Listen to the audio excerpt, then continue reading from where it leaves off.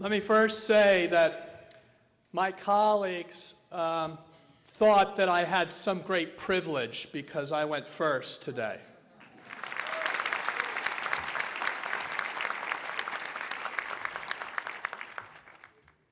So this is the month that marks the 35th anniversary of a revolution that promised freedom and democracy for the people of Iran.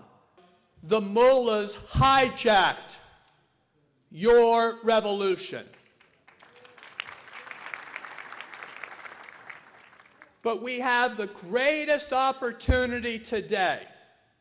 35 years later, we have the best chance in over 35 years to finally make good on the promise of that revolution if only we double down on our commitment to bring freedom and democracy to Iran.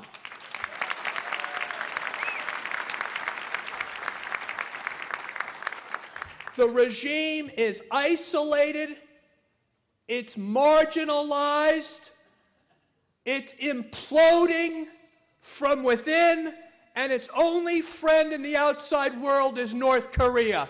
This is a regime that is about to join those in the dustbin of history, as was said by the previous speakers.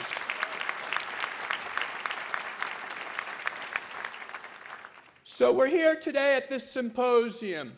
We have tremendous political leadership that represents all forms of political leadership in our country. Both Democrat and Republican are here today with one voice. And that one voice is, we're here to say that the United States policy towards Iran must change, and it must change now.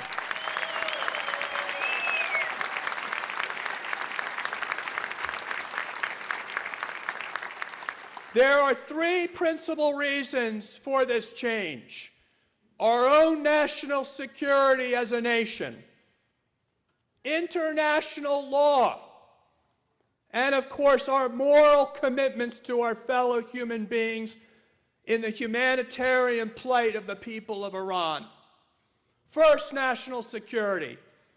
As has been said, Iran is the largest state sponsor of terrorism in the world, both in its own country and around the world. It is number one in executing more of its own people than any other country in the world. And of course, it doesn't end there. It tortures and imprisons and represses all of its 78 million people. But that's not all. It is also the central banker and chief arms dealer for every major terrorist organization around the world. Terrorist groups know who to go to for money and weapons. They go to Tehran. And if that weren't enough, Tehran supports the two most violent regimes in the Middle East: Syria's Assad and Iraq's al-Maliki. This, my friends, is an example of them supporting international war criminals. And if that weren't enough, they are being taken seriously in negotiations over whether they can be trusted. After all of that, whether they can still sit on a negotiating table and negotiate in good faith over an issue of whether they can be trusted with a nuclear bomb. Who doesn't get this? How more plain could we make this?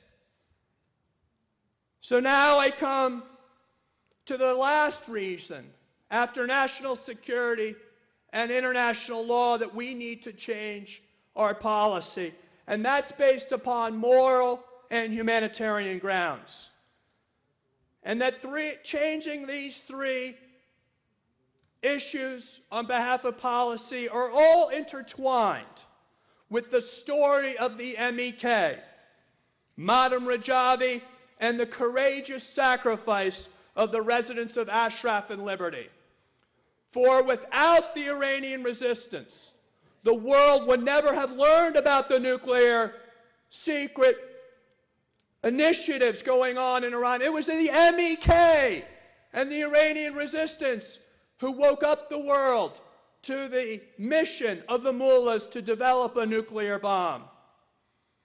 Without Madam Rajavi and a place called Ashraf, the world and the people of Iran would not know that there is an alternative to the mullahs.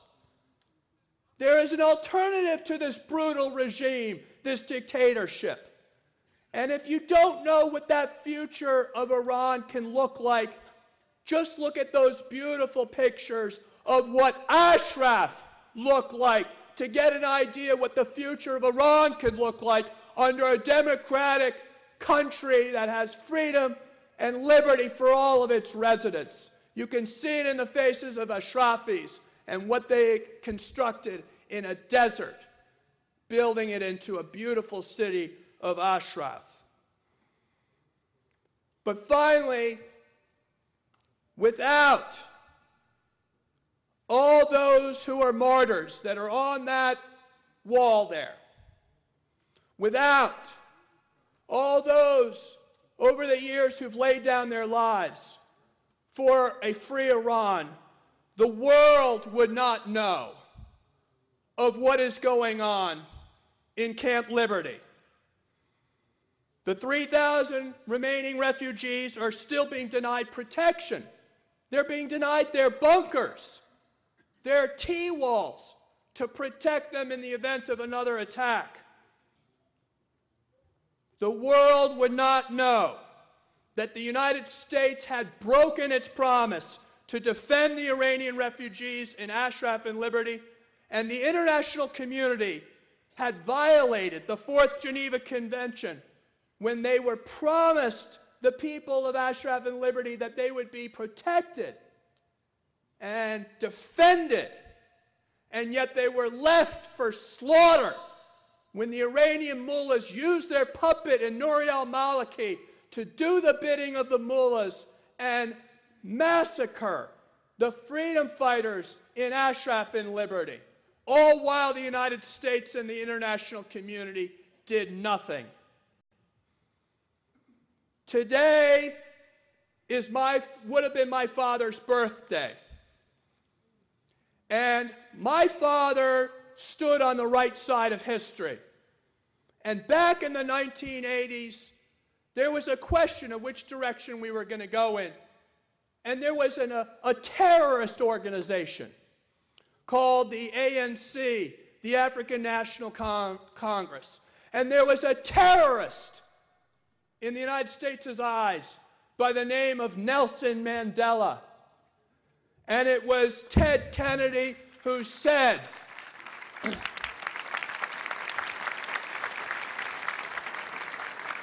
that he believed that the United States of America stood with the future for all South Africans, and that is why he stood with the ANC and with Nelson Mandela. And in spite of the President of the United States at that time, who vetoed my father's sanctions bill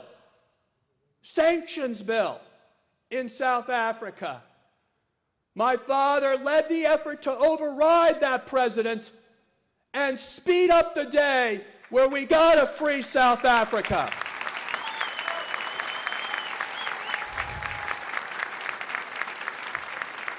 And so, on this, his birthday, I stand with a new freedom fighter named Mariam Rajavi and a new organization, MEK. And I say history must repeat itself. I say, when you have them on the ropes, you don't let down. I say, when the stranglehold of sanctions is on the mullahs like never before, this is not the time to let up. This is the time to double down And we must tell this President of the United States not to acquiesce to the demands of the mullahs, but instead join the forces of freedom and intensify the sanctions, support the democratic opposition, and bring a free and democratic Iraq to all the people that deserve it in that beautiful country. Man Irani Hastam! Man Irani Hastam!